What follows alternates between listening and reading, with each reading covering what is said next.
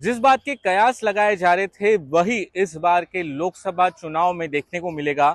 जी हाँ, ठाकरे वर्सेस ठाकरे हमें महाराष्ट्र में देखने मिलेगा। यानी कि राज ठाकरे वर्सेस उद्धव ठाकरे सीधी टक्कर इस बार के महाराष्ट्र के लोकसभा चुनाव में हमें देखने को मिलेगा। और आपको ये भी बता दूं कि अभी से ही बयानबाजी भी शुरू हो चुकी है। दरअसल पिछले कुछ दिनों पहले राज ठाकरे दिल्ली गए थे, वहां पे वो union home minister Amit Shah से मिले। फिर वो जब मुंबई आए तो मुंबई में उन्होंने महाराष्ट्र के मुख्यमंत्री एकनाथ शिंदे से मुलाकात की। साथ ही वहां पर देवेंद्र फडणवीस और अजीत पवार भी मौजूद थे। अब जब गुड़ी पाड़वा का जो मेलावा होता है वहां पर, जिसका बेसब्री से इंतजार था, राज ठाकरे ने वहां पर स्पीच दी और उस स्पीच में राज ठाकरे ने बताया, पूरी एक टाइमलाइन उन्होंने बताई।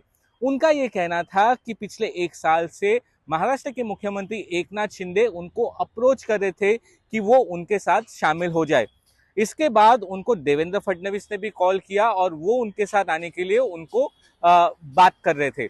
लेकिन इस बीच में कहीं ना कहीं राज ठाकरे को लग रहा था कि एकनाथ शिंदे के साथ तो वो नहीं जा सकते, और कैसे एकनाथ शिंदे और देवेंद्र फडणवीस दोनों उनको बार बार कॉल कर रहे थे, उनको अप्रोच कर रहे थे कि उनके साथ वो शामिल हो जाए। तभी राज ठाकरे ने अपनी स्पीच में ये कहा कि मैंने फिर इसका पूरा क्लियर करने के लिए ये क्या हो रहा है, उन्होंने खुद अमित शाह से संपर्क किया और इसलिए वो दिल्ली गए।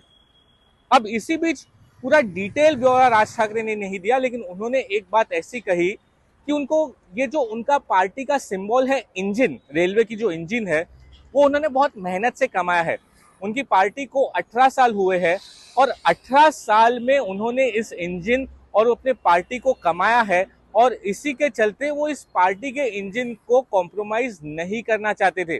इसका ये मतलब था कि कहीं ना कहीं एनडीए और महायुति राज ठाकरे को ये कह रही थी कि वो उनके साथ आ जाए, लेकिन उनके चिन्ह पर वो चुनाव लड़े। राज ठाकरे को कहीं ना कहीं ये मंजूर नहीं था, इसलिए उन्होंने ये ऑफर को ठुकरा दिया।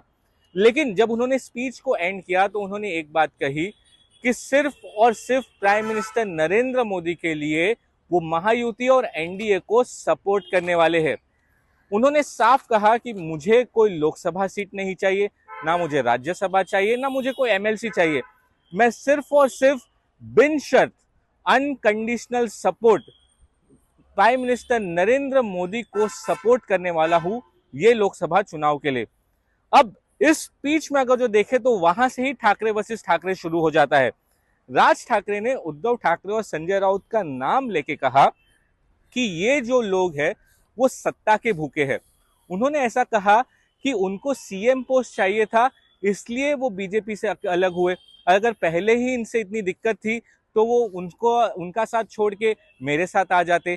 ये साफ शब्द उन्होंने उद्धव ठाकरे और संजय राउत पर जो है एक तरीके से तीखे वार किए। उनका कहीं ना कहीं ये कहना था कि जब आपको सत्ता चाहिए थी तब आप बीजेपी के साथ थे, लेकिन जब आपको सीएम पोस्ट नहीं मिल रहा था तो आपने उनसे नाता तोड़ दिया और एमबीए का गठबंधन आप उसमें शामिल हो गए। तो इसका सीधा जो टारगेट था वो हमें ठाकरे वर्सेस ठाकरे कैसे देखने को मिला। अगले ही दिन संजय राउत ने बोला कि दिल्ली में राज ठाकरे को कौन सी फाइल दिखाई कि उन्होंने पलटी मार दी। संजय राउत ने ऐसा कह दिया कि जब राज ठाकरे दिल्ली गए थे अपने बेटे के साथ तब उनको कुछ फाइल वहां पर दिखाई रहेगी, जिसके बाद उन्होंने पलटी मार दी। तो ये पलटी क्यों मार दी इसका मैं आपको बता दूं।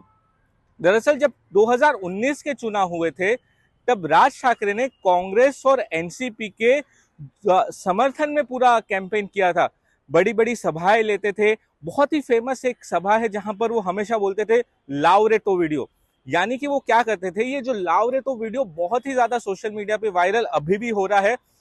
वो कुछ एक वीडियोस पुराने बताते थे प्राइम मिनिस्टर नरेंद्र मोदी के और अमित शाह के, और ये बताते थे कि ये सारे वादे किए जाते हैं लेकिन जमीनी तौर पे कुछ नहीं होता था। 2019 के चुनाव में राज ठाकरे बहुत ही एग्रेसिव थे। इनफैक्ट उन्होंने एक स्टेटमेंट भी दिया था कि भारत मुक्त करना है हमें प्राइम मिनिस्टर नरेंद्र मोदी और अमित शाह से। ये उनके स्टेटमेंट है। और आज जैसे ही अब वो महायुति एनडीए को सपोर्ट कर रहे हैं सिर्फ और सिर्फ प्राइम मिनिस्टर नरेंद्र मोदी के लिए, तो उनके जो पुराने वीडियोस है, उनके जो पोस्ट है, वो सब अब उभर के सामने आ रहे हैं। तो कहीं ना कहीं राज ठाकरे की क्रेडिबिलिटी पे सोशल मीडिया पे सवाल उठाए जा रहे हैं उद्धव ठाकरे ग्रुप के द्वारा। अब इसमें हो क्या रहा है, ये सारा जो खेल है ये मराठी वोटर्स को अट्रैक्ट करने का है।